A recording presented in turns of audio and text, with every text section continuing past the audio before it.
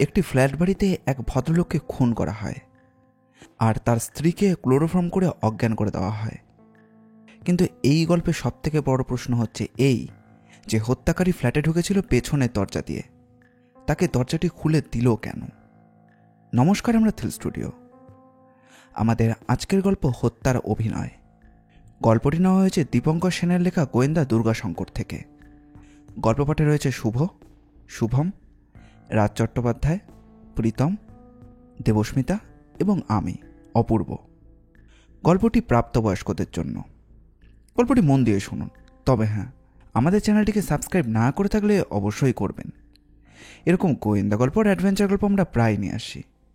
তাহলে আর বেশি দেরি না করে চলুন শুরু করা যাক। নগেন্দ্রনাথ বাবু অনেকক্ষণ ধরে বিছানার এপাশ ওপাশ করছিলেন। সারাদিনের পরিশ্রমের পর রাতভর ঘুমে আচ্ছন্ন থাকাটা তার স্বভাবসিদ্ধ। কিন্তু আজ যেন সবকিছুই পাল্টে গেছে। নতুন জায়গায় রাত কাটানোর অভ্যাস তার একদমই নেই। আগে অনুভব করেছেন পরিচিত পরিবেশ ছেড়ে অন্যত্র গেলেই তার ঘুমের ব্যাঘাত হয়। তবে শুধু জায়গারই পরিবর্তন নয়, মূল কারণ সম্ভবত মনের অস্থিরতা। সারাদিনের ঘটনাগুলো একটার পর একটা তার মনে উকি দিচ্ছে। বিশেষ করে হরিদাস চৌধুরীর সঙ্গে দেখা না হলেই বোধহয় ভালো হতো, এমন চিন্তাও তাকে ছাড়ছে না। লোকটা যে কখন তাকে এক অদ্ভুত রহস্যের জালে টেনে এনেছে তখন তা বুঝতেই পারেননি। নগেন্দ্রনাথ নিয়োগীর জন্ম হাওড়ার এক প্রত্যন্ত গ্রামে, প্রায় ৪৫ বছর আগে। বড়লোক যোদ্ধার পরিবারে জন্ম নেওয়ার সুবাদে বিলাসিতার অভাব তার একদমই হয়নি। কিন্তু সেই প্রশ্রয়ের মধ্যে বেড়ে ওঠার পড়াশোনার প্রতি মনোযোগ তার একদমই ছিল না। তবে তার তীক্ষ্ণ বুদ্ধি ও বাস্তববোধ তাকে আটকে রাখতে পারেনি কণ্ঠগ্রামে। যৌবনে পা দিতেই তিনি কলকাতায় ছুটে এসেছিলেন। পৈতৃক অর্থ ও নিজের ধূর্ততার জোরে ঠিকাদারি ব্যবসা প্রচুর ইনকামও করেছেন। সাদা কালো মিলিয়ে আজ তার প্রায় ৯-১০ লাখ টাকার সম্পদ। তবুও জীবন যেন অসম্পূর্ণ। সময় মতো বিয়ে করেছিলেন, শ্যামবাজারে একটি দোতলা বাড়িও কিনেছিলেন, কিন্তু সেই সুখ বেশি দিন স্থায়ী হয়নি। স্ত্রী তাকে কোনো সন্তানই উপহার দিতে পারেননি, ফলে কোনো পিছুটানো ছিল না। একসময় বাড়ি বেচে হোটেলে এসে উঠলেন এবং তারপর থেকেই শুরু হলো তার ভবঘুরে জীবন। একটা ফ্ল্যাটের সন্ধান দিয়েছিল হরিদাস। ৪০০ টাকা ভাড়া হলেও জায়গাটা বেশ পছন্দ হয়ে গিয়েছিল নগেন্দ্রনাথের, তাই আজ সকালে সেখানেই এসে উঠেছেন। হরিদাস চৌধুরীর প্রকৃতি বোঝা একটু কঠিন, তবে একটু নিশ্চিতভাবেই বলা যায় যে টাকার বিনিময়ে সে যে কোনো কাজ করতে প্রস্তুত, সাহায্য হোক বা ক্ষতি। এমনই এক সূত্রে নগেন্দ্রনাথের সঙ্গে তার পরিচয়। তারপর থেকে সে যেন নাচরবান্ধা হয়ে লেগে রয়েছে। দূরে একটা টাওয়ার ঘড়িতে ৩টে বাজল।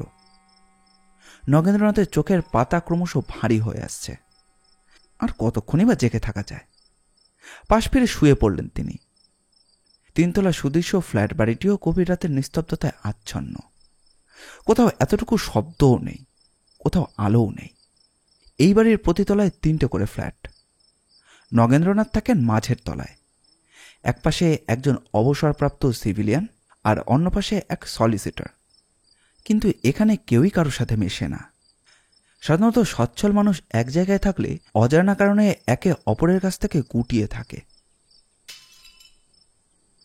রাত ৩টে পেরিয়ে কিছুক্ষণ পর হঠাৎ কাঁচ ভাঙা তীক্ষ্ণ শব্দে ঘুমটা ভেঙে গেল সলিসিটর বিষ্ণুপদ সান্যালের। তিনি দ্রুত বিছানায় উঠে বসলেন। কাঁচ ভাঙার পর যেন কিছু একটা ভারী বস্তু মেঝেতে পড়ে গেল, আর তার পরে এলো একটা চাপা কাঁতরানির শব্দ। বিষ্ণুপদ সান্যালের মনে হলো যে পাশের ফ্ল্যাটে কিছু একটা ঘটেছে। খাট থেকে নেমে দ্রুত ড্রেসিং গাউন চাপিয়ে বাইরে বেরিয়ে এলেন ঘর থেকে। অন্ধকার হাতড়ে সুইচ টিপতেই বারান্দার আলো জ্বলে উঠল। কিছুক্ষণ ইতস্তত করলেন, কিন্তু তার পর মুহূর্তে দ্বিধা ছেড়ে ফেলে করাঘাত করলেন সিভিলিয়ানের দরজায়। ভেতর থেকে দ্রুত পায়ে শব্দ শোনা গেল। তিনি আবার দরজায় আঘাত করলেন, কিন্তু তবু আর খোলে না। এবার চাবির ফুটোতে চোখ রাখলেন সান্যাল। পুরোটা খুবই ছোট, তাই স্পষ্ট করে কিছুই দেখা সম্ভব নয়। তবে ঘরের মধ্যে চাপা একটা আলো জ্বলছে। তিনি দেখলেন এক ব্যক্তি অন্য দরজা দিয়ে বেরিয়ে যাচ্ছে। ব্যাপারটা একটু সন্দেহজনক বলে মনে হলো তার। স্বামী স্ত্রী কেউই সাড়া দিচ্ছেন না, অথচ একজন লোক বেরিয়ে যাচ্ছে। এটা তো স্বাভাবিক নয়। তাছাড়া ওই ব্যক্তির নিম্নাংশ দেখে স্পষ্টই বোঝা যায় যে সে সিভিলিয়ান সেন নন, চোর নয় তো। কাউকে অজ্ঞান করে দিয়ে সে কাজ হাসিল করছে। বিষ্ণুপদ সান্যাল দ্রুত চিন্তা করে নগেন্দ্রনাথের দরজায় কয়েকবার ধাক্কা দিলেন। ভেতর থেকে নগেন্দ্রনাথ বিরক্তি গলায় বললেন যে কি হয়েছে। বিষ্ণুপদ সান্যাল নিজের অভিজ্ঞতার কথা জানালেন। এবার নগেন্দ্রনাথও সজাগ হলেন।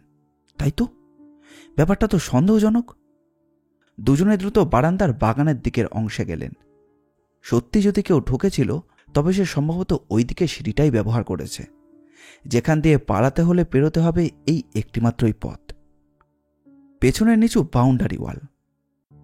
চাঁদ পশ্চিমে হেলে পড়লেও সেই জায়গাটা কিছুটা আলো ছড়িয়েছিল। দুজনেই বিস্ফারিত চোখে দেখলেন একজন লোক ঝড়ের গতিতে ফুল গাছগুলো মারিয়ে বেড়া টপকে রাস্তায় এসে নামল। কে এসে?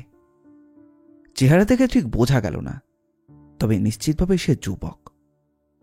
একজন আরেকজনের দিকে তাকালেন, বিষ্ণুপদ সান্যাল ও নগেন্দ্রনাথ। ব্যাপারটা যে বেশ গুরুতর তাতে কোনো সন্দেহ নেই।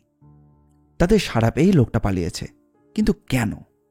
নগেন্দ্রনাথই প্রথম কথা বললেন। এই লোকটা কিন্তু খালি হাতে পালালো। আমরা জেগে উঠেছি বুঝতে পেরে কোনো কিছু নিয়ে যেতে আর সাহস করেনি। হয়তো টাকা করি পকেটে ভরে চম্পট দিয়েছে, আর কিছু নেবার তার ইচ্ছে ছিল না।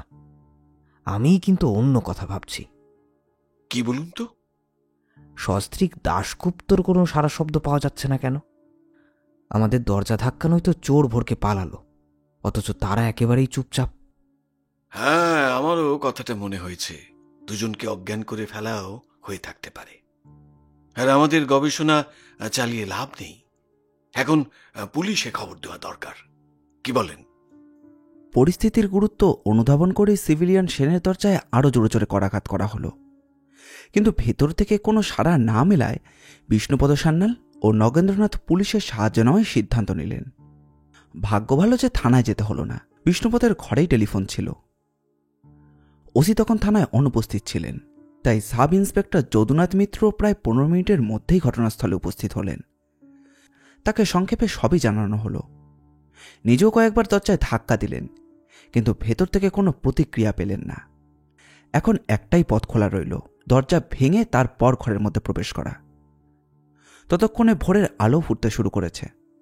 পুলিশের উপস্থিতি টের পেয়ে পুরো ফ্ল্যাট বাড়িটাই যেন জেগে উঠেছে।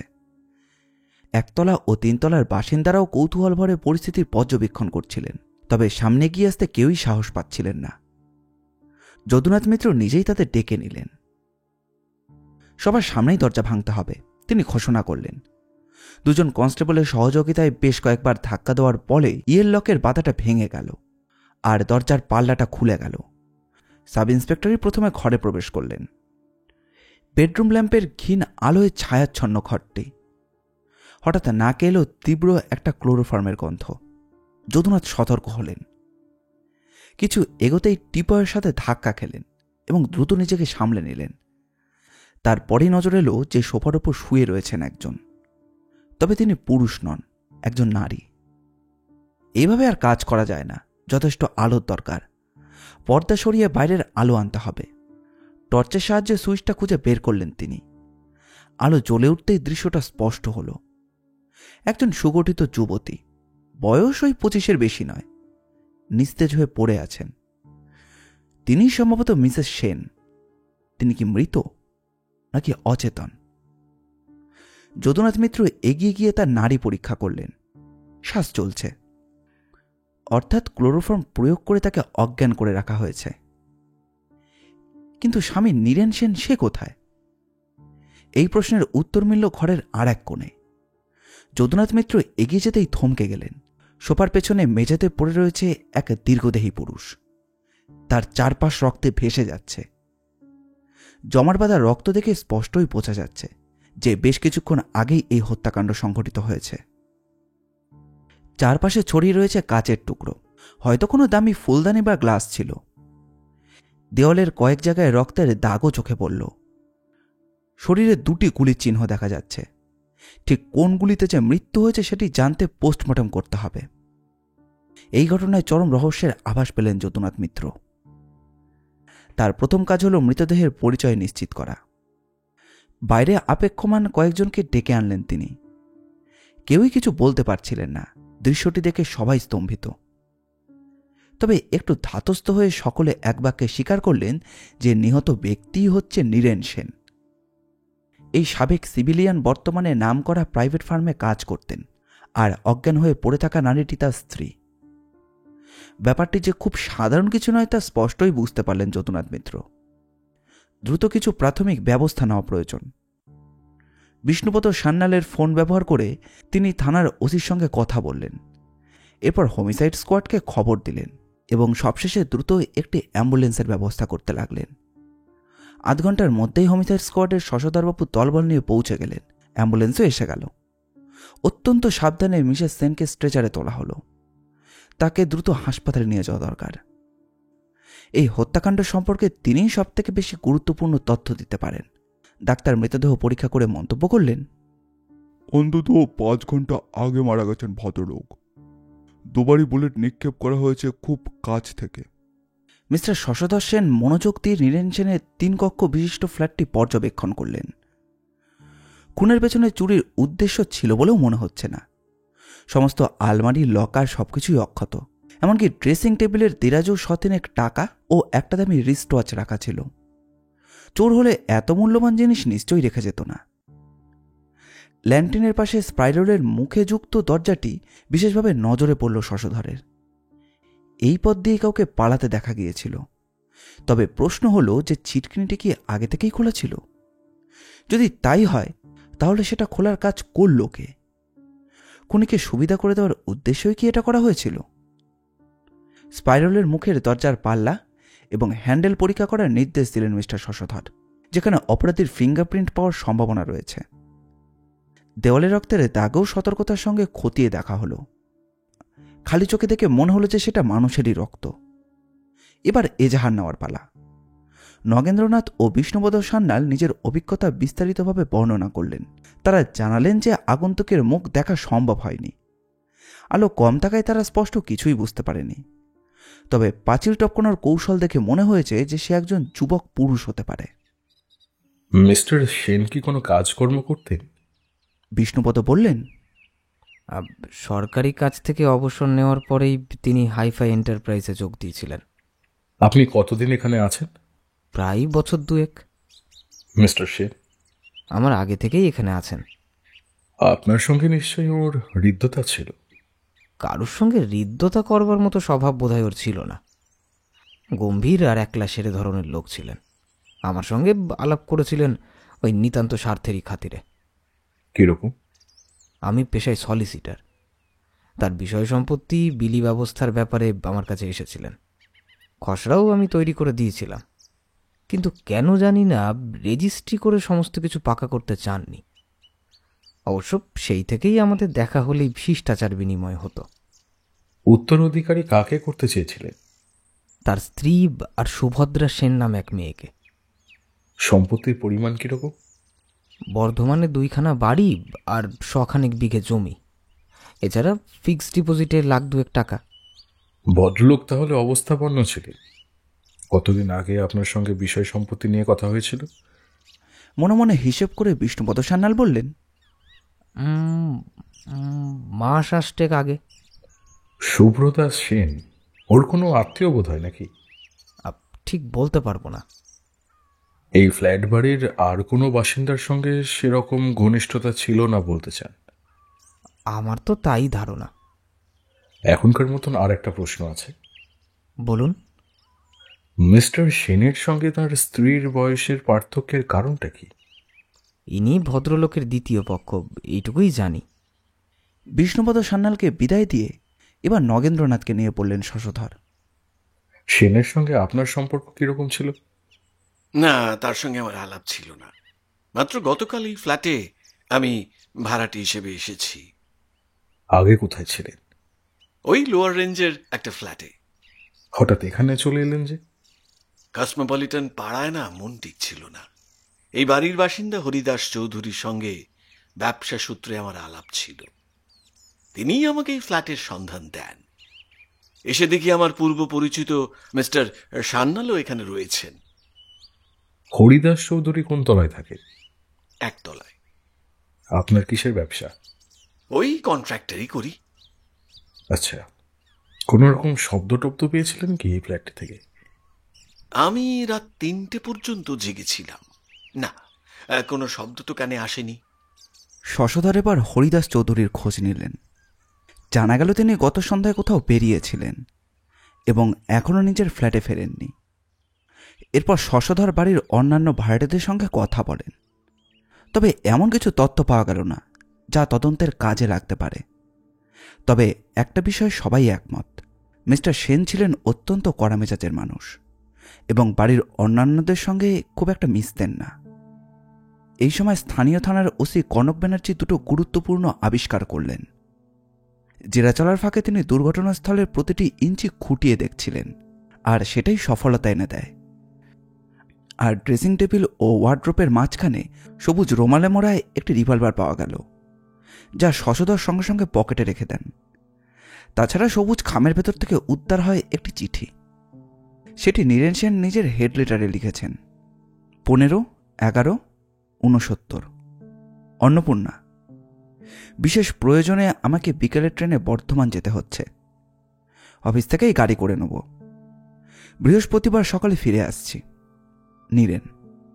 শশধর ভুরু কুচকে ভাবলেন যে গতকাল ছিল 15 তারিখ, অর্থাৎ চিঠি লেখার ভাষা অনুযায়ী নীরেন সেনের গতকালের বিকেলে বর্ধমান চলে যাওয়ার কথা। কিন্তু তিনি যাননি কেন? তিনি যদি সত্যিই বর্ধমান যেতেন তাহলে কি এই পরিণতি এড়ানো যেত? রহস্য যেন ক্রমশই জটিল হয়ে উঠেছে। এই মুহূর্তে সেনের ফ্ল্যাটে তেমন করবার আর কিছুই নেই। সেটি সিল করে দেওয়া হলো এবং দুজন কনস্টেবলকে মোতায়েনও করা হলো, যাতে পুলিশের অনুমতি ছাড়া কেউ ফ্ল্যাটের বাইরে পা না দিতে পারে। তারপর শশধর ও তার দল স্থান ত্যাগ করলেন। বেলা 10টার সময় শশধর হাসপাতালে পৌঁছলেন। অন্নপূর্ণার জ্ঞান কিছুক্ষণ আগেই ফিরেছে। সে বিছানায় শুয়ে অসহায়ভাবে এদিক ওদিক তাকাচ্ছিল। অসুস্থতার ছাপ তার সৌন্দর্যের উপরে পড়েছে এবং শরীরটা বেশ ক্লান্ত দেখাচ্ছে। যদিও তাকে বলকারক ওষুধ দেওয়া হয়েছে, তবুও মানসিক ও শারীরিকভাবে সে বেশ দুর্বল বোধ করছে। শশধর তার বিছানার পাশে এসে বসলেন। আমি লালবাজার থেকে আসছি। অন্নপূর্ণার চোখে শঙ্কা মাখানো। শশধর নিজের পদমর্যাদার গাম্ভীর্য বজায় রেখে বললেন, আপনার শোচনীয় মনের অবস্থার কথা জেনেও বিরক্ত করতে আসতে হলো। কর্তব্যের খাতিরেই গুটি কয়েক প্রশ্ন করতে চাই আপনাকে। ক্ষীণ গলায় অন্নপূর্ণা বলল, বলুন। ব্যাপারটা কিভাবে ঘটেছিল বলুন তো? কোন ব্যাপারটা? আপনার স্বামীর খুন হওয়ার কথা বলছি। অন্নপূর্ণা একবার নিজের মুখের উপর হাত বুলিয়ে নিল। সেই রক্তাক্ত বেদনাদায়ক দৃশ্য তার চোখের ওপর ভেসে উঠল বোধ হয়। দীর্ঘ নিঃশ্বাস ফেলে নিজেকে সামলে নেওয়ার চেষ্টা করল, তবুও যেন বলতে গিয়েও কিছু বলতে পারল না। এখন বলতে অসুবিধা বোধ করলে আমি অপেক্ষা করতে পারি। আমি বলছি, উনি রাত 11:30টার কিছু পরে ফিরলেন। মিনিট 20 সাংসারিক ব্যাপার নিয়ে আমাদের মধ্যে কথা হয়েছিল। তারপর আমি শুতে চলে গিয়েছিলাম পাশের ঘরে।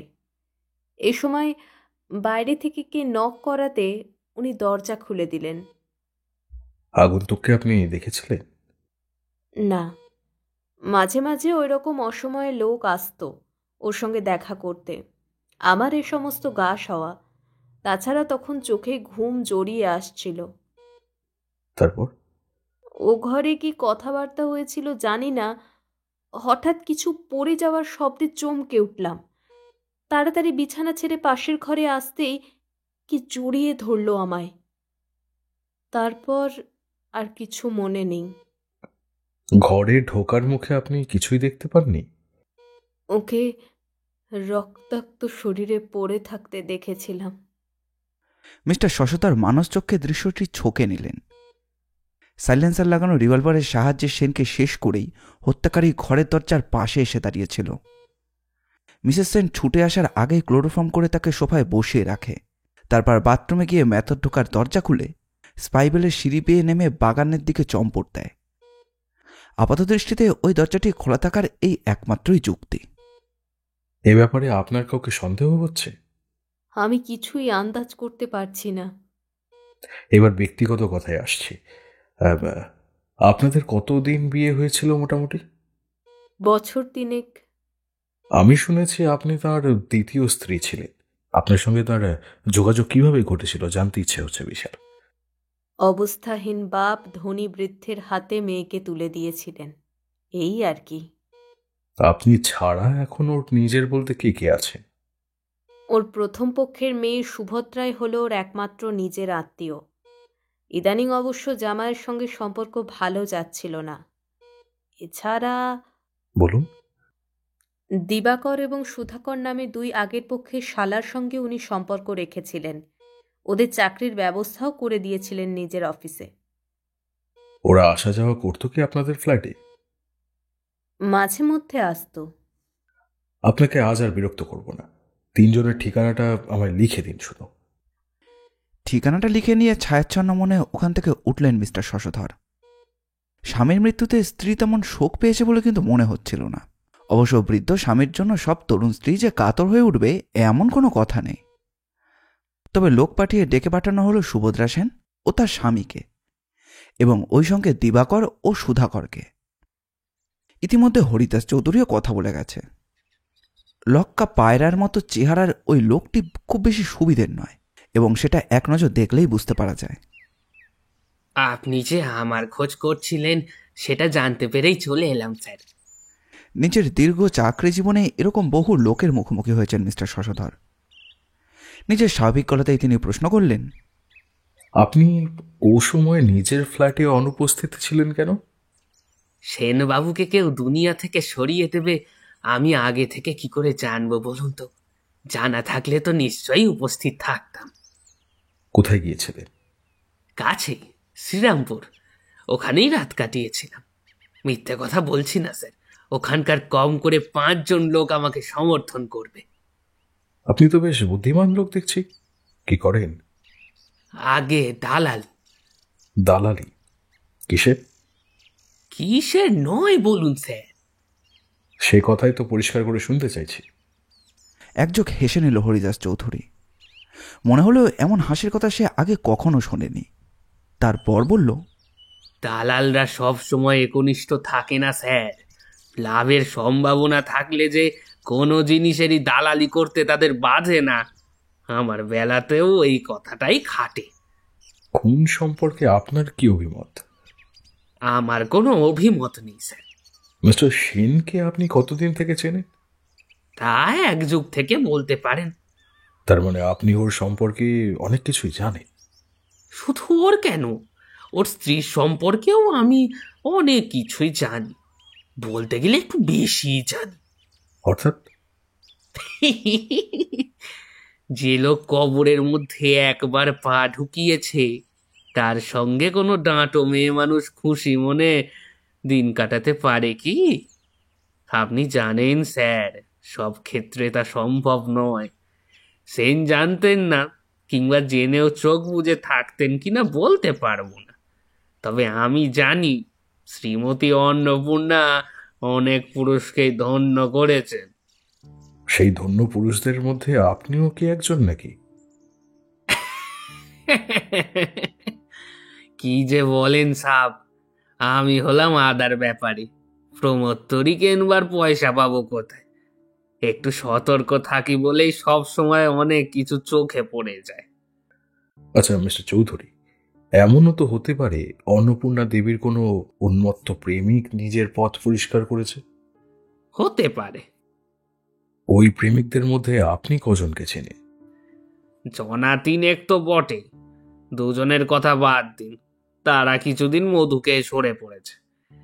3য় জন অবশ্য সবে পথঘাট বেঁধে কাজে নামবার চেষ্টা করছিল। আপনি তাকে চেনেন স্যার? কার কথা বলছে? আইনের কচকচিতে ক্লান্ত হয়েই বোধহয় বিষ্ণুপদ সান্যাল এদিকে দৃষ্টি দিয়েছিলেন। তাই নাকি? আপনি আর কি জানেন বলুন তো? এর চাইতে বেশি আমি আর কিছু জানি না স্যার। হরিদাস চৌধুরীর কাছ থেকে আর কোনো তথ্য বার করা গেল না। তবে শশধরের মনে হলো এই ধূর্ত লোকটি অনেক কিছুই জানে যা বলছে না। তাই আপাতত তাকে ছেড়ে দিলেও তার উপর গোপনে নজর রাখার ব্যবস্থা করে দিলেন। সুভদ্রা সেন ও তার স্বামী বিশেষ কিছু জানাতে পারলেন না। তাদের পরিবারকে দেখলে যে সাধারণ মধ্যবিত্ত মানসিকতা চোখে পড়ে, এবারেও তার ব্যতিক্রম নয়। জামাইটি একেবারেই সেই পরিচিত ছাঁচের মানুষ, লোভী, হিংসুটে আর শ্বশুরের প্রতি ক্ষোভে ফুঁসতে থাকা। তবে সুভদ্রার ক্ষোভ বোধহয় তার স্বামীর থেকেও বেশি।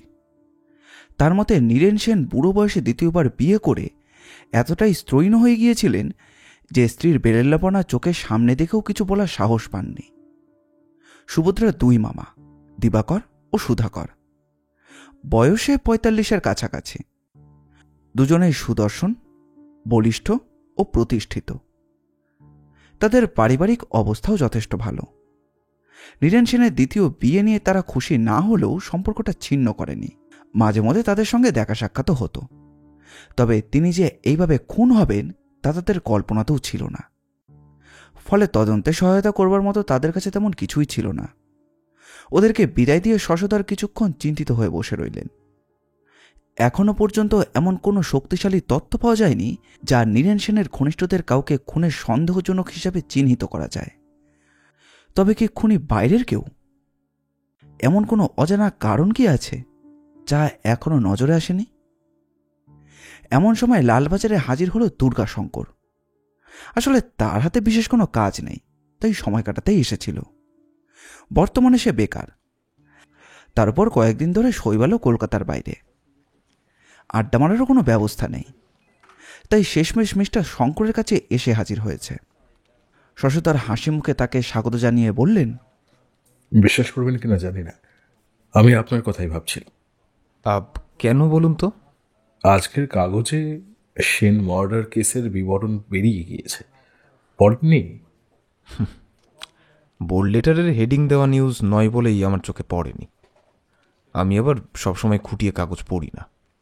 আপনার ভাবভঙ্গি দেখে মনে হচ্ছে ব্যাপারটা বেশ জটিল। আমার সহযোগিতা চাইছেন কি? হাতে সময় থাকলে অবশ্য আপনি পালাবার পথ পাবেন না। সময়ের কথা কি বলছেন মিস্টার শশধর? ঘড়ির কাঁটা যেন আর এগুতেই চাইছে না। আমি পুরো দস্তুর বেকার এখন। যাক, বাঁচা গেল। কেসটা সত্যিই খুব জটিল মিস্টার ব্যানার্জি। একজনের বিরুদ্ধে অবশ্য কিছু প্রমাণ সংগ্রহ করা গিয়েছে, তবে প্রথম থেকেই ব্যাপারটা বলুন। শশধর একে একে বললেন সমস্ত কথা।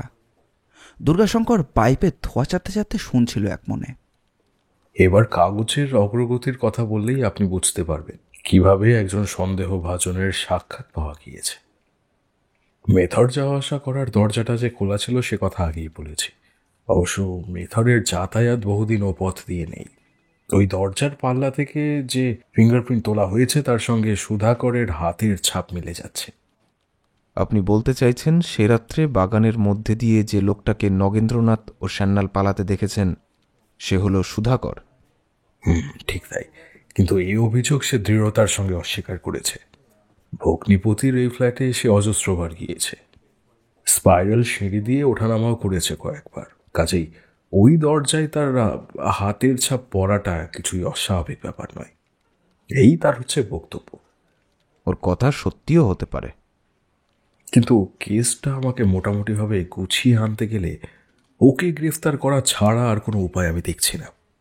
আমার মনে হয় ওর অনেক কথা জানা রয়েছে, চাপে পড়লে বলতে বাধ্য হবে। আপনার ধারণাকে উড়িয়ে দিতে চাইছি না, তবে আমার মনে হয় এই কেসে হরিদাস চৌধুরী সবচেয়ে দামি ক্যারেক্টার। সে ইচ্ছে করলে আমাদেরকে অনেক প্রয়োজনীয় কথা শোনাতে পারে। সুধাকরকে ধরে আনলেও আটকে রাখতে পারবেন না, কিন্তু যদি প্রমাণিত হয় যে সেই ফ্ল্যাটের ঘোরানো সিঁড়ি দিয়ে নেমে পালিয়েছে তাহলেও নয়। তাকে জোরালো ডিফেন্স দেবে পোস্টমর্টম রিপোর্ট। আপনি একটু আগেই বললেন যে রিপোর্টে বলা হয়েছে 11:30 থেকে 12:30 মধ্যেই হত্যাকাণ্ড সাধিত হয়েছে। অন্নপূর্ণা সেনের বক্তব্যও অনেকটা এই রকমই। এক্ষেত্রে সুধাকরকে হত্যাকারী হিসেবে খাড়া করা যায় কি? এমনও তো হতে পারে সে খুন করার পর কয়েক ঘন্টা ওই ফ্ল্যাটেই ছিল, তারপর 3:30-র সময় পিটটান দিয়েছে। হতে যে পারে না তা নয়, তবে প্রশ্ন হলো ওই কয়েক ঘন্টায় সে ওখানে কি করছিল? অকারণে নিশ্চয়ই হত্যাকারী মরা আগলে বসে থাকবে না। দেখছেন তো কিরকম জটিল ব্যাপার। আচ্ছা, সে কুড়িয়ে পাওয়া রিভলভারটার কি হলো? অনুসন্ধান করে দেখেছি যে ওটা মিস্টার সেনেরই। একটা গুলিও খরচ হয়নি, চেম্বার পুরো ফুল। এর নিশ্চয়ই কোনো অর্থ আছে। আমার অবশ্য একটা সম্ভাবনার কথা মনে হচ্ছে, তবে আরেকটু না ভেবে আর কিছু বলতে চাইছি না। এবার সবুজ খামে ভরা ওই চিঠিটার কথাতে আসা যাক। আমাদের খতিয়ে দেখতে হবে যে সেন নিজের স্ত্রীকে লিখে জানালেন বর্ধমান যাচ্ছেন, অথচ গেলেন না কেন। আমার মতে এটাও একটা ভাইটাল পয়েন্ট। আমি অবশ্য চিঠিখানা নিয়ে মাথা ঘামাইনি। আপনি ঠিকই বলেছেন, তার মত পরিবর্তনের কোনো গূঢ় কারণ ছিল কিনা তা আমাদের ভেবে দেখাটা দরকার। আমি এখন চলি। দুর্গাশঙ্কর উঠে দাঁড়ালো। হাতে যখন কোনো কেস নেই, এই ব্যাপারটা নিয়ে অবশ্যই মাথা ঘামাবো। সংশ্লিষ্ট সকলের ঠিকানাগুলো দিন তো, প্রত্যেকের সঙ্গে একবার কথাবার্তা বলবো ভাবছি। আপনি কিন্তু আমার কথা সকলকে জানিয়ে রাখবেন। শশধর একটি কাগজে ঠিকানাগুলো লিখে দিলেন। দুর্গাশঙ্কর ওখান থেকে বেরিয়ে কিন্তু বাড়ি গেল না, উত্তর কলকাতার পথ ধরল। কিছুক্ষণের মধ্যে বিবেকানন্দ রোডের একটি বাড়ির সামনে এসে থামল। এক নজরেই বুঝতে পারা যায় যে বাড়িটা কোনো অবস্থাপন্ন ব্যক্তির। কলিং বেল পুশ করতেই একজন চাকরের সাক্ষাৎ পাওয়া গেল। সুধাকরবাবু বাড়িতে আছেন? আছেন। সে দুর্গাশঙ্করকে ড্রয়িং রুমে বসিয়ে ভেতরে চলে গেল। মাত্র কয়েক মিনিটের মধ্যে সুধাকর ঘরে প্রবেশ করল। তার সুশ্রী মুখের উপর চিন্তার প্রলেপ পড়েছে। সে জিজ্ঞাসা দৃষ্টিতে দুর্গাশঙ্করের দিকে তাকালো। দুর্গাশঙ্কর নিজের পরিচয় দিয়ে বলল, সেন মার্ডার কেসের সঙ্গে জড়িয়ে পড়াটা সম্পূর্ণ আকস্মিক। সেই সূত্রেই আপনার সঙ্গে কথাবার্তা বলতে এলাম। আপনার মতো বিখ্যাত মানুষের নাম আমি অনেক দিন থেকে জানি। সৌভাগ্যের বিষয় যে আপনি আজ নিজেই আমার বাড়ি এসেছেন। এবার আমায় ব্যাপারটা বলুন তো। বিশ্বাস করুন, খুনের সম্বন্ধে আমি কিছুই জানি না। এ কথা পুলিশ কিছুতেই বিশ্বাস করছে না। আমাকে সন্দেহ করে বসে আছে। কি করব বুঝে উঠতে পারছি না। ভয় আমাকে তাড়া করে ফিরছে। দেখুন, আমি কোনো পুলিশের লোক নই, আমাকে ভয় পাবারও কিছু নেই। প্রাণ খুলে সমস্ত কথা বলুন। এই ভয়, এই আতঙ্কের হাত থেকে হয়তো আমি আপনাকে বাঁচাতে পারবো। বেশ, বলছি সব কথা। তবে এর সঙ্গে এ কথাও জানিয়ে রাখছি, এই কেসে আমি আপনাকে নিযুক্ত করতে চাই। জামাইবাবুকে কে খুন করলো তা জানা দরকার। আপনি যা ফি চান তা নিশ্চয়ই দেব। আমার টাকার অভাব নেই। বেশ, তো এখন বলুন ব্যাপারটা। পুলিশ ঠিকই ধরেছে, আমি সে রাত্রে ওখানে গিয়েছিলাম। কেন গিয়েছিলেন?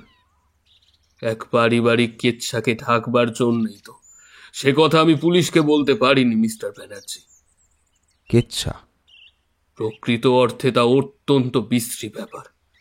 জানতে পেরেছিলাম আমার দাদা দিবাকর মজুমদার আমাদের নতুন সুন্দরী দিদির সঙ্গে অবৈধভাবে জড়িত। জামাইবাবুর অনুপস্থিতিতে উনি তার ফ্ল্যাটে যাওয়া আসা করেন। আমি দাদাকে কিছু আক্ষেপের সুরেই চার্জ করেছিলাম। ও পুরো ব্যাপারটাই অস্বীকার করে গেল। তখন দুজনকে হাতে নাতে ধরবার জন্য তৎপর হলাম।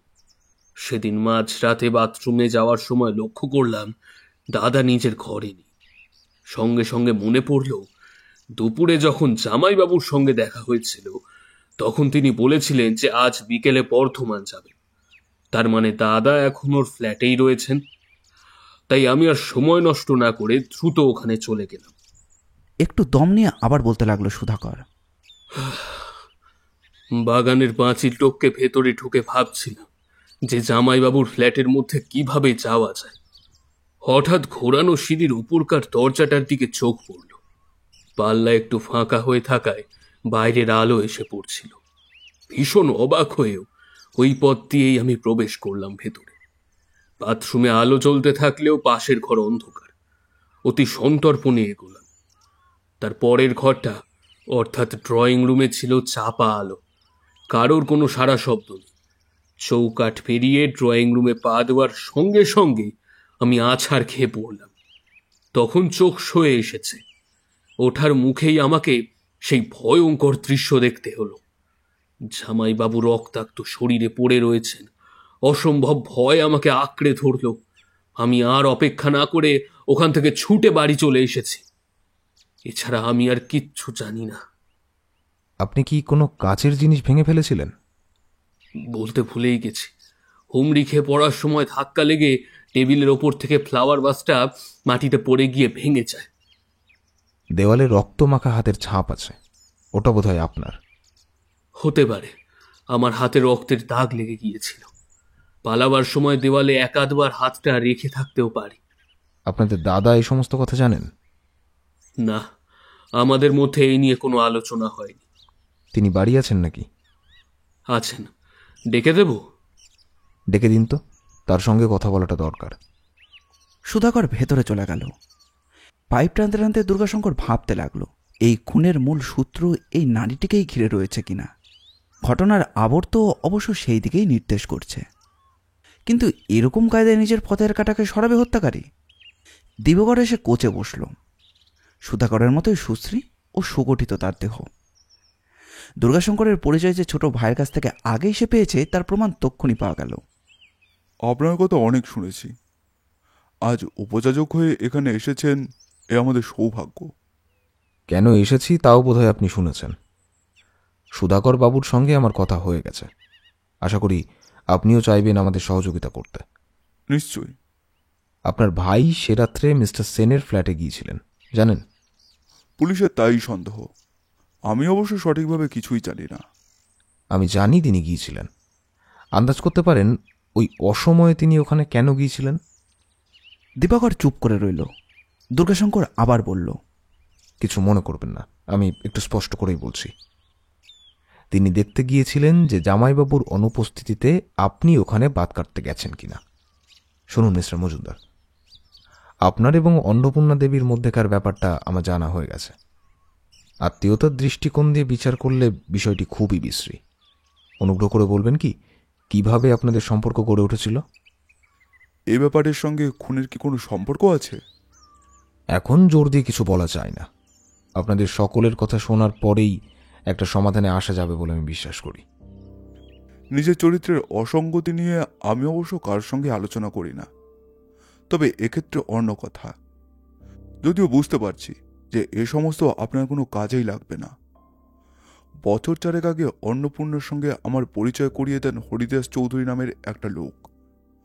তখন ওর বিয়ে হয়নি। কোন হরিদাস চৌধুরী, যে আপনাদের জামাইবাবুর ফ্ল্যাট বাড়িতে থাকে? ও চেনেন তাহলে? হ্যাঁ, সেই। বাইরের থার্ড তার যাই থাকুক না কেন, আসলে পয়সাওয়ালা লোকেদের মেয়ে সাপ্লাই করাই হচ্ছে তার আসল ব্যবসা। একদিন আমায় এসে বলল, ভালো তারা লেভেলের চমৎকার একটা মেয়ের সঙ্গে আমার রাত কাটাবার ব্যবস্থা করে দিতে পারে। রাজি হয়ে গেলাম। অন্নপূর্ণাদের অবস্থা ভালো ছিল না, সে এভাবেই রোজগার করত। কিছুদিন তাকে নিয়ে বেশ ভালোই কাটল। তারপর সে কোথায় যেন সরে পড়ল। আমি তার ব্যাপারে মোটেই আশ্চর্য হলাম না।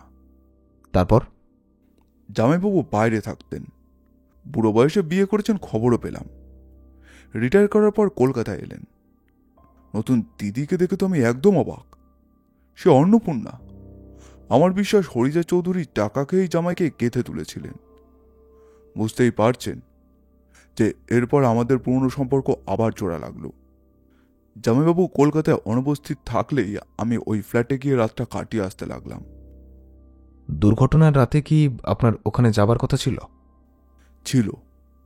বিকেলে অন্নপূর্ণা পাবলিক ফোন থেকে জানিয়েছিল যে জামাইবাবু কলকাতায় থাকছেন না। আমি বলেছিলাম যে মেথড যাবার দরজাটা খুলে রাখতে, ওই পথ দিয়ে আসা যাওয়া করতাম। 11টার সময় পৌঁছে যাব একথাও জানিয়েছিলাম, কিন্তু শেষ পর্যন্ত যেতে পারিনি। কেন? জামাইবাবুই বাদ ছাড়লেন। 11টার কিছু আগে বাগানের পাঁচিলের কাছে অবাক হয়ে গেলাম। দেখলাম যে জামাইবাবু পাঁচিল টপকাচ্ছেন। কাজে আমার আর ওই ফ্ল্যাটে যাওয়া হলো না। কিন্তু আপনি বাড়ি ফিরে যাননি, কোথায় ছিলেন বাকি রাতটা? চৌরঙ্গিতে সত্যেন সেনের লাভলি হোমে। পয়সার বিনিময়ে ওখানে মৌজ করার অঢেল ব্যবস্থা। অনুসন্ধান করলেই আমার কথা সত্যতা প্রমাণিত হয়ে যাবে। বিষ্ণুপদ সান্যালকে চেনেন? হ্যাঁ, জামাইবাবুর পাশের ফ্ল্যাটে থাকেন ভদ্রলোক। মুখ চেনাচেনি আছে। তিনি অন্নপূর্ণা দেবী সম্পর্কে ইন্টারেস্টেড, জানেন কি? না, তবে থাকলেও অবাক হচ্ছি না। অন্নপূর্ণা এমন এক জাতের মেয়ে যার পক্ষে সবকিছুই করা সম্ভব। এখন উঠলাম, আশা করি আপনি আমাকে সমস্ত সত্যি কথাই বলেছেন। দুর্গাশঙ্কর উঠে দাঁড়ালো।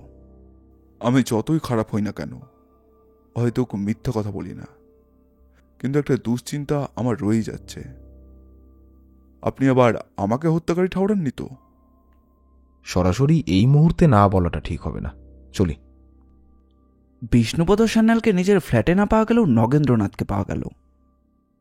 দুর্গাশঙ্কর নিজের পরিচয় দিয়ে কি উদ্দেশ্যে এখানে এসেছে সেটি জানিয়ে কথা বলার অনুমতি চাইল। নগেন্দ্রনাথ রাজি না হওয়ার কোনো কারণ ছিল না। তিনি সাদরেই বসালেন দুর্গাশঙ্করকে।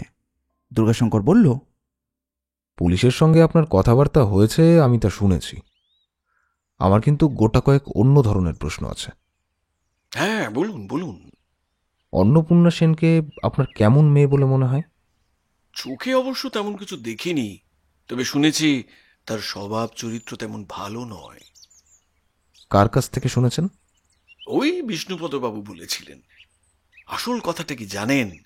বুড়ো লোকেদের অল্প বয়স্কা স্ত্রীরা সচরাচর এইরকমই হয়। আচ্ছা, হরিদাস চৌধুরী সম্পর্কে আপনার কি ধারণা? দালালরা একটু ঘোরেল হয়, হরিদাসও তার ব্যতিক্রম নয়। আপনার সঙ্গে কি ভদ্রলোকের ভালো পরিচয় আছে? বলতে পারেন মিস্টার সেনের সঙ্গে তার দহরম মহরম ছিল কিনা? আমার সঙ্গে বিলক্ষণ পরিচয় আছে। সেনের সঙ্গে সম্পর্ক ছিল কিনা বলতে পারবো না, মনে হয় ছিল না। লাভের সম্ভাবনা না থাকলে সে পথ মাড়ায় না হরিদাস। শুনেছি সেন অত্যন্ত কড়া মেজাজের এবং ওই আত্মকেন্দ্রিক মানুষ ছিলেন। অবশ্য এখানকার কথা আমার চেয়ে অন্যরা ভালোই বলতে পারবে, কারণ আমি দুর্ঘটনার আগে দুপুরে মাত্র এখানে এসেছি। আপনার কাছে কোন সূত্রে হরিদাস চৌধুরী আসেন? শুনেছেন নিশ্চয়ই আমি কন্ট্রাক্টরি করি। ও আমাকে টেন্ডারের ব্যবস্থা করে দেয়। ওই টানাটানির সময় ছুটোছুটি করে সিমেন্ট জোগাড় করে দেয়। এই সমস্ত কাজের বিনিময়ে সে আমার কাছ থেকে টাকা পায়। দালাল মশাই কি এখন পাওয়া যাবে কি? সে যে কখন কোথায় থাকে বলা শক্ত। যদি বলেন ফ্ল্যাটে গিয়ে খোঁজ নিয়ে দেখতে পারি। থাক, পরে দেখা হবে। আপনার সহযোগিতার জন্য আপনাকে অনেক ধন্যবাদ। আর বিরক্ত করব না, পরে আবার দেখা হবে। দুর্গাশঙ্কর বেরিয়ে এলো ঘর থেকে। নগেন্দ্রনাথও সঙ্গে এলেন। সিঁড়ির মুখে দেখা হয়ে গেল একজন লম্বা ও পেটে একটা লোক। সে ওপরে উঠে আসছিল। দুর্গাশঙ্কর আগে একে দেখেনি, তাই বুঝতে পারল যে ওই লম্বা লোকটি হরিদাস চৌধুরী। নগেন্দ্রনাথ বললেন, হরিদাস বাবু, ইনি আপনার সঙ্গে একটু কথা বলতে চান। হরিদাস একবার তাকালো দুর্গাশঙ্করের দিকে। বেশ, পরেই কথা হবে। দুর্গাশঙ্কর ওদের পাশ কাটিয়ে নিচে নেমে গেল। রাস্তায় নেমে অপর ফুটপাতের মেডিকেল স্টোরটায় গিয়ে ঢুকল। ওখান থেকে ফোন করলো লালবাজারে। সৌভাগ্যক্রমে পাওয়া গেল মিস্টার শশধরকে। হ্যালো, দুর্গাশঙ্কর বলছি। হ্যাঁ, আমার একজন লোক চাই যে অষ্টপ্রহর হরিদাস চৌধুরীর উপর দৃষ্টি রাখবে। হ্যাঁ, আমি অপেক্ষা করছি ওই ফ্ল্যাট বাড়ির অপর দিকেই। হ্যাঁ, কি বললেন? আধ ঘন্টা পরে পাঠাবেন? আচ্ছা, ঠিক আছে, ছেড়ে দিলাম। রিসিভার নামিয়ে রেখে কল চার্জ মিটিয়ে দুর্গাশঙ্কর বেরিয়ে এলো ফোন বুথ থেকে। কয়েক মুহূর্ত ফুটপাতে দাঁড়িয়ে ভাবল। হঠাৎ এক সম্ভাবনা মাথায় আসতেই দ্বিধা না করে আবার ঢুকে গেল মেডিকেল স্টোরের ভেতর। এদিকে ভোলগা কেবিনে দুপুরের খাবার শেষ করে হরিদাস রাস্তায় পা রাখল। প্রতিদিনের মতো আজও ওখানেই তার দুপুরের খাওয়া সারা হলো। সময় তখন 12:30। একটা সিগারেট ধরিয়ে ধীর পায়ে ফুটপাত ধরে হাঁটতে লাগলো সে। কিছুক্ষণ পর সিগারেটের শেষাংশটা ফেলে দিয়ে সে ট্রামে উঠল, কিন্তু খেয়ালই করল না যে ঠিক তার পেছনেই আরও একজন ট্রামে উঠেছে। একজন ছায়ের মতো তাকে অনুসরণ করছে। হরিদাস ওয়াটগঞ্জে নেমে পড়ল। এলাকাটা জাহাজিদের আড্ডাখানা। ঘিঞ্জি গলিপথের ভেতর দিয়ে সে এগোতে লাগলো, আর পেছন থেকে লোকটিও নিঃশব্দে তাকে অনুসরণ করে চলল। যতই গঙ্গার ঘাট কাছাকাছি আসছে ততই মাতাল নাবিকদের দেখা মিলছে। তারা এসেছে নানা দেশ থেকে, নানা ভাষায় কথা বলছে। হরিদাস একটা পুরনো ভাঙা চায়ের দোকানের সামনে গিয়ে থামল। পেছনের লোকটিও অনুগতের মতো ছায়া হয়ে রইল। সতর্ক দৃষ্টিতে প্রতিটি গতিবিধি পর্যবেক্ষণ করতে লাগল। বল্টু এসেছিল নাকি? দোকানদার এদিক ওদিক তাকিয়ে বলল, এখানেই তো ছিলেন। এই সময় দুর্গাশঙ্করের দেখা সেই পেটে লোকটি সেখানে উদয় হলো। আমায় খুঁজছেন নাকি? কোথায় থাকে তার নেই ঠিক। তোমার জ্বালায় এদিকে পার্টিতে ধরে রাখা তো আমার পক্ষে প্রাণান্তকর হয়ে উঠেছে। পল্টু সমালদার কখনো কথার খেলাপ করে না চৌধুরী মশাই। সব ব্যবস্থা করে রেখেছি। মাল করিয়ে এনেছেন তো?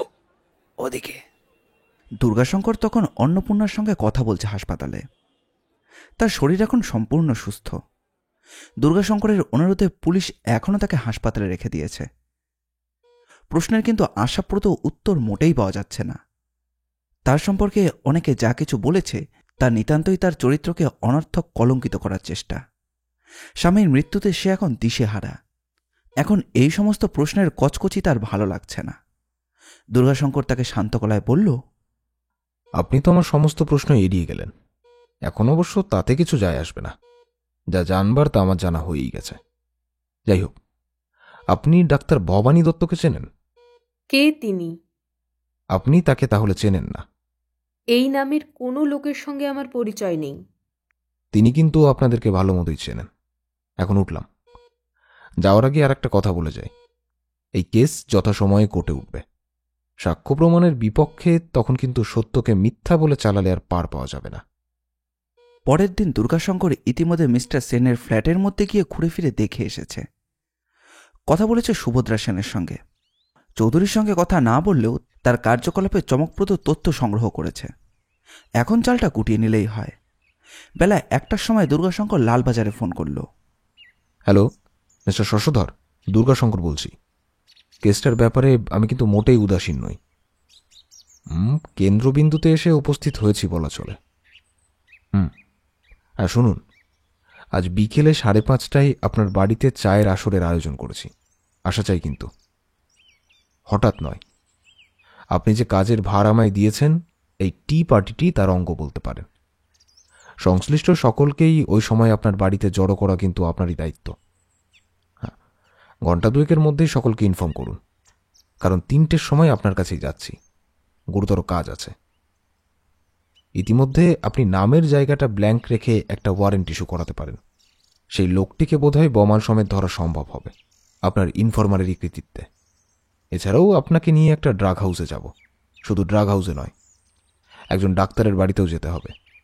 গিয়ে সমস্ত কথা বলছি। ছাড়লাম। দুর্গাশঙ্কর রিসিভারটা নামিয়ে রাখল। 6:45টার মধ্যেই সকলে এসে উপস্থিত হলেন। 2:41 হ্যাঙ্গার্ড ফোর্ট স্ট্রিটের ড্রয়িং রুমটা গমগম করতে লাগলো। মিস্টার শশধরও এসেছেন। তার সঙ্গে এসেছে আরও 2জন পুলিশকর্মী। তারা বাইরে অপেক্ষা করছে। চা ইত্যাদি পরিবেশন করে গেল বাহাদুর। দুর্গাশঙ্কর লক্ষ্য করলেন যে সকলেই চা মনোযোগী হয়েছেন, তবে কারোর মুখেই কোনো প্রসন্নতা নেই। হরিদাস চৌধুরী বলল, আমারও একটু ব্যস্ততা আছে। পুলিশের ডাকে সাড়া না দিলে বিপদে পড়তে পারি, এই ভয়েই আসতে হলো। শশধর বললেন, পুলিশকে খুব ভয় পান দেখছি। হ্যাঁ, তা একটু ভয় পাই স্যার। দুর্গাশঙ্কর বলল, আপনাদের অসুবিধায় ফেলার জন্য দায়ী আমি, তবে বেশিক্ষণ সময় নেব না। যত তাড়াতাড়ি সম্ভব আমার বক্তব্য আপনাদের সামনে তুলে ধরছি। বুঝতেই পারছেন, মিস্টার সেনের হত্যা সংক্রান্ত ব্যাপারে সকলকেই এখানে একত্রিত করা হয়েছে। যদিও এই তদন্তের সঙ্গে আমি সরাসরি জড়িত নই। বন্ধুবর মিস্টার শশধরের অনুরোধেই এতে আমার মাথা গলাতে হয়েছে। আপনারা শুনলে খুশি হবেন যে আমি হত্যা রহস্য ভেদ করতে পেরেছি। সেই সমস্ত বিষয় অবতারণা করার আগে আমি জানাতে চাই আপনাদের মিস্টার সেনের উইলের কথা। তিনি মিস্টার স্যান্যালকে দিয়ে উইলের খসড়া করিয়েছিলেন।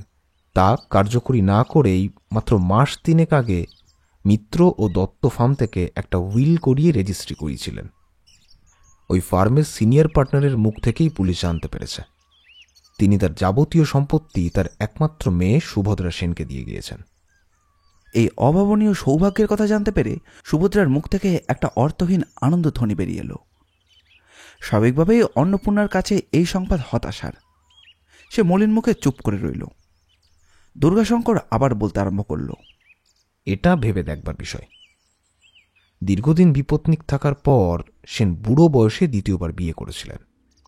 দ্বিতীয় পক্ষের স্ত্রীর প্রতি মানুষের আকর্ষণ একটু বেশি হয়। তবুও সুন্দরী অল্প বয়স্কা দ্বিতীয় পক্ষকে কিছু না দেবার কারণ কি?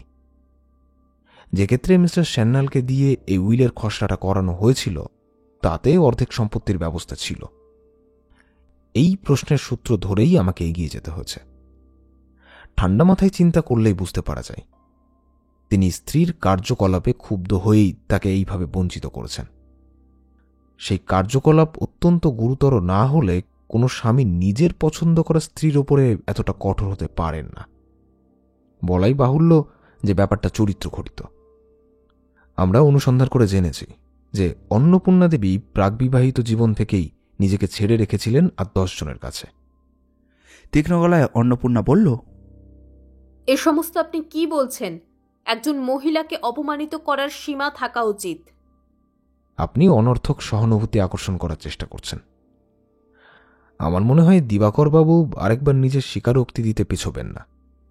তাছাড়া ওর কাছে আপনাকে যে প্রথমবার নিয়ে গিয়েছিল সেই হরিদাস চৌধুরী ওখানে উপস্থিত। এছাড়া সময় মতো আমরা আপনার আরও খদ্দেরকে উপস্থিত করব।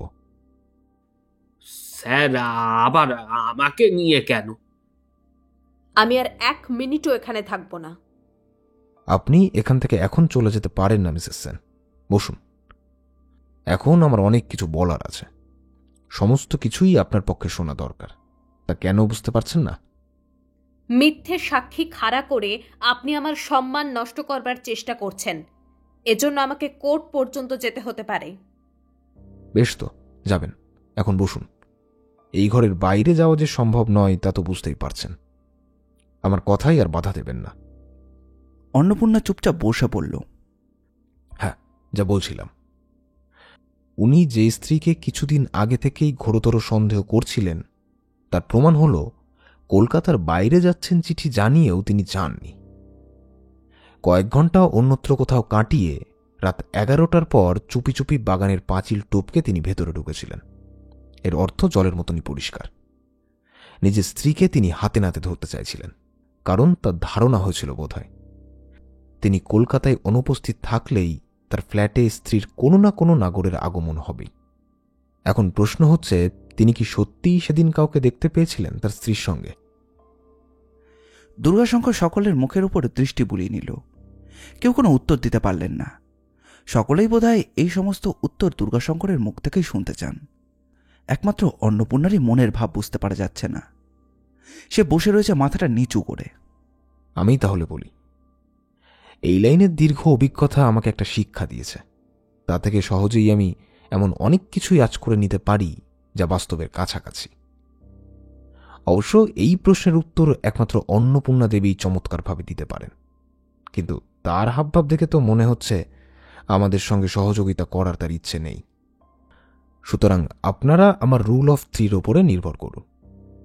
আমি বলবো, হ্যাঁ, সেদিন তিনি হাতে নাতেই ধরেছিলেন তার স্ত্রীকে। তা যদি না হতো তাহলে তিনি কখনোই খুন হতেন না। এবার আমি বলবো কিভাবে ব্যাপারটা ঘটেছিল। স্বামী কলকাতায় উপস্থিত থাকবে না জানতে পেরে অন্নপূর্ণা দেবী ফোনে যোগাযোগ করেন দিবাকর বাবুর সঙ্গে এবং স্থির হয় যে ম্যাথর আসার দরজাটা খোলা থাকবে।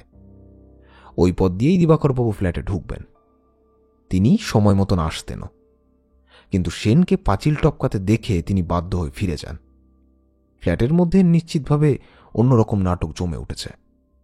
আরেক প্রেমিকেরও জানা ছিল যে স্বামী আজ কলকাতায় থাকবে না, সুতরাং তিনি এলেন শ্রীমতীর সঙ্গে রাত কাটাতে। বিশেষ আতান্তরের মধ্যে পড়লেন অন্নপূর্ণা দেবী, কারণ যে কোনো মুহূর্তেই দিবাকরবাবু এসে পড়তে পারেন। একথা এই প্রেমিক প্রবরকে বলা চলে না। এই লাইনের এই নিয়ম। এই রকম পরিস্থিতিতে ম্যাথরের দরজাটা খোলা পেয়ে নাটকের কাল যবনের মতো সেখানে গিয়ে উপস্থিত হলেন মিস্টার সেন। চিন্তা করে দেখুন তো পরিস্থিতিটা কিরকম জটিল। রাগে অন্ধ হয়ে মিস্টার সেন রিভলভার বার করলেন দুজনকে শেষ করে দেওয়ার জন্য, কিন্তু সেই সুযোগ প্রেমিক প্রবর তাকে দেননি। উপায়হীন অবস্থার মধ্যেই হয়তো তাকে এ কাজ করতে হয়েছে, কিন্তু ভুললে চলবে না যে নরহত্যাকে অন্য দৃষ্টিকোণ দিয়ে বিচার করার অবকাশ আমাদের নেই। পরপর 2 বার গুলি খেয়ে মিস্টার সেন পড়ে গেলেন। তার হাতের রিভলভারটা ছিটকে গেল সোফায়। আসল সমস্যাটা দেখা দিল এরই পরে। উত্তেজনার মধ্যে ব্যাপারটা ঘটে গেলেও এখন যে কোনো উপায়ে পরিস্থিতিকে আয়ত্তে আনা দরকার, কারণ পুলিশ স্বাভাবিকভাবেই সন্দেহ করবে অন্নপূর্ণা দেবীকে। তিনি চাপে পড়ে হত্যাকারীর নাম বলে দিতে পারেন। দুজনেই সন্দেহের ঊর্ধ্বে থাকার জন্য একটা চাল চাললেন। অন্নপূর্ণা দেবীকে ক্লোরোফর্ম করে প্রেমিক চম্পট দিল, অর্থাৎ হত্যাকারী স্বামীকে সাবড়ে স্ত্রীকে অজ্ঞান করে সরে পড়েছে। এক্ষেত্রে স্ত্রীর সঙ্গে হত্যাকারীর কোনো সম্পর্কের কথা পুলিশ ভাবতে পারবে না। এসবের আমি কিছুই জানি না। যা মনে আসছে তাই বলে যাবেন? আমার সহ্যের একটা সীমা আছে, জানবেন। আপনার সহ্যের সীমা কতটা তা অবশ্য আমি জানি না, তবে অভিনয় নৈপুণ্য যে আছে একথা স্বীকার করতেই হবে। আবার প্রশ্ন করছি, ডাক্তার ভবানী দত্তকে আপনি চেনেন? না। ডাক্তার দত্ত, একবার এই ঘরে আসুন তো। দুর্গাশঙ্করের আহ্বানে একজন ভদ্রলোক পাশের ঘরের ড্রয়িং রুম থেকে এলেন। 40-এর নিচেই তার বয়স। তিনি পাশের ঘর থেকে সবকিছু শুনতে পাচ্ছিলেন। এখন তার কিছুটা সচকিত ভাব। একে চেনেন ডাক্তার দত্ত? হ্যাঁ, ইনি তো মিসেস সেন। একে কতদিন থেকে আপনি চেনেন? বছর দেড়েক আগের থেকে। এই কথাটাই কিন্তু শেষ কথা নয়। আমার হাতে আরও জোরালো প্রমাণ আছে। দেখুন তো মিসেস সেন, এই প্রেসক্রিপশনটা চিনতে পারেন কিনা? দুর্গাশঙ্কর পকেট থেকে একটা কাগজ বার করে মেলে ধরল, আর মরার মতো শুকিয়ে উঠল অন্নপূর্ণার মুখ। ডাক্তার দত্তকে চেনেন না এখন বোধহয় এ কথা আর অস্বীকার করা যায় না, কি বলেন? এই প্রেসক্রিপশন আপনার নামে ডাক্তার দত্ত ইস্যু করেছেন, এবং এটির সাহায্যেই আপনি ফেভারিট ড্রাগ কনসার্ন থেকে ক্লোরোফর্ম কিনেছেন। চিকিৎসকের নির্দেশ না থাকলে ক্লোরোফর্ম কেনা সম্ভব নয়। ঠিক আছে ডাক্তার, অনুগ্রহ করে বলুন তো কী রকম পরিস্থিতিতে এই প্রেসক্রিপশনখানা লিখেছিলেন? ডক্টর দত্তর মুখ লাল হয়ে উঠল। তিনি কিছু বলি করেও বলতে পারলেন না। সংকোচকে প্রশ্রয় দেবেন না। মনে রাখবেন, একটি নিষ্ঠুর হত্যার নেপথ্য ইতিহাস সংগ্রহে সহযোগিতা অপরিহার্য। গত মঙ্গলবার রাত আন্দাজ 12টার সময় অন্নপূর্ণা দেবী আমার বাড়িতে এলো। আমার সঙ্গে তার ঘনিষ্ঠতা আছে, যে কোনো সময় সে আমার বাড়িতে এসে থাকে। আমি তখন একটু হুইস্কির ঝোঁকে ছিলাম। ওর কথায় নেশার মাথায় কি প্রেসক্রিপশন করেছিলাম আমার কিছুই খেয়াল নেই। পরে পুলিশের কাছ থেকে সে প্রেসক্রিপশন দেখে বুঝলাম যে ক্লোরোফর্মের কথা লিখেছিলাম। ক্লোরোফর্ম কাছে ছিল না, কাজেই তা সংগ্রহ করার ব্যাপারে এত কাঠখড় পোড়াতে হয়েছিল হত্যাকারী ও অন্নপূর্ণা দেবীকে। এই সূত্রটা সংগ্রহ করি একরকম দৈবাত। ওদের ফ্ল্যাট বাড়ির সামনেই ফেভারিট ড্রাগ কনসার্ন। ওখানেই গিয়েছিলাম ফোন করতে। কাজ শেষ করে বেরিয়ে আসার পরই মনে হলো এটাই তো সবচেয়ে কাছাকাছি ডাক্তারখানা। পাপপ্রবণ মন বেশি ভুল করে থাকে। এখান থেকেই ক্লোরোফর্ম সংগ্রহ করা হয়নি তো? এবার ভেতরে গেলাম, জানতে চাইলাম মঙ্গলবার রাতে দোকান খোলা ছিল কিনা। ওরা বলল যে খোলাই ছিল। আমি আবার জানতে চাইলাম সেদিন রাত্রে কেউ এখান থেকে ক্লোরোফর্ম নিয়েছে কিনা। ওরা একটু ইতস্তত করতে লাগলো। অগত্যা আমাকে স্থানীয় থানার সঙ্গে যোগাযোগ করতে হলো। সাব ইন্সপেক্টর যদুনাথ মিত্র আসতেই ব্যাপারটা পরিষ্কার হলো। সাক্ষাৎ পেলাম ডাক্তার দত্ত দেয়া প্রেসক্রিপশনের। পুলিশকে নিয়ে ছুটলাম তার বাড়ি।